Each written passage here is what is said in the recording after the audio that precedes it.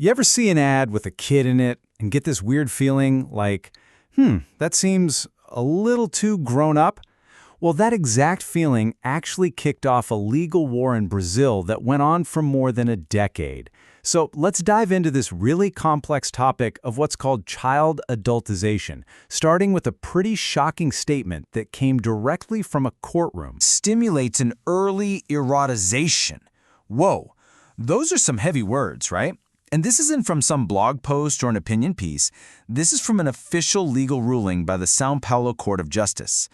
So you have to wonder, what in the world was happening to make a court say something like that? Well, this whole thing kicked off way back in 2010. Brazil's consumer protection agency, called Procon, went after a shoe company. They said its ad campaign was totally abusive because it was playing on a child's inability to really judge what they were seeing. After years of fighting it out in court, the judges finally agreed. They slammed the brand for ads that show little girls getting praised by boys for how they looked.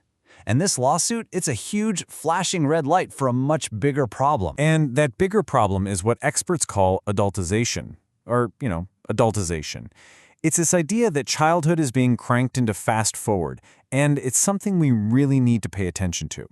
So what does that term actually mean? Okay, so according to psychologists, adultization is basically when a kid starts acting and taking on responsibilities that just don't fit their age. They're essentially being forced to skip over critical parts of being a kid. We're not talking about just one little thing. It's a whole pattern of behavior. So what does this actually look like? Well, you've got the obvious stuff, right? Like kids dressing or talking in ways that are just mimicking adults. But it's also way more subtle than that. It could be a child who's forced to make big decisions for the family, or one who just has no time for unstructured play.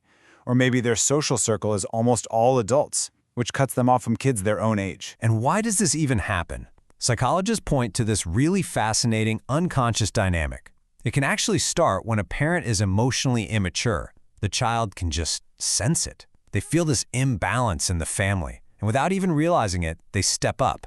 They put on this mature, adult-like front to try and fill that void and bring some balance back.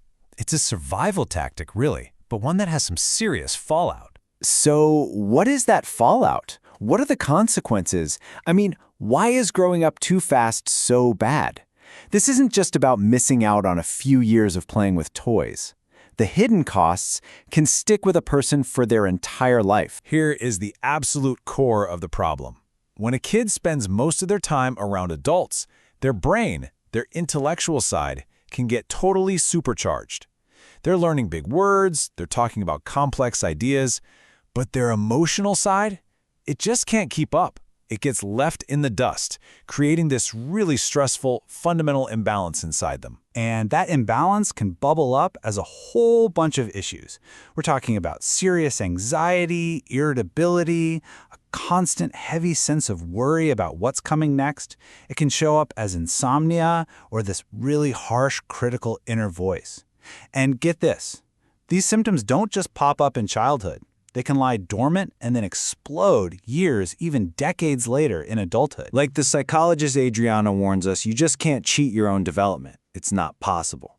You might think you can skip a phase, muscle your way through childhood without really living it, but that phase will come back.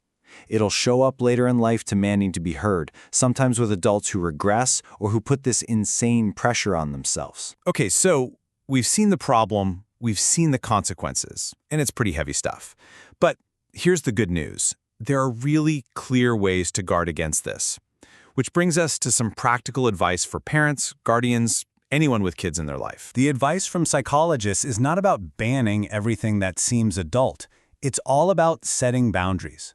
So in the world of play and make-believe, it's totally fine, even healthy, for a kid to put on high heels or dark lipstick or to play at being a grown-up. But, and this is the key, in real life, that boundary has to be super clear. They are a child, and those adult things are for the future. Because at the end of the day, it all boils down to this one simple, powerful truth. A child has to have the time to just be a child. That's it.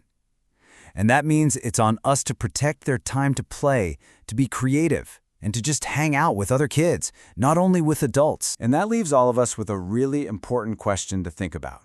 In this huge rush to prepare our kids for the future, to give them every possible advantage in a competitive world, are we actually robbing them of the one thing they need most, the chance to actually live their childhood, right here, right now?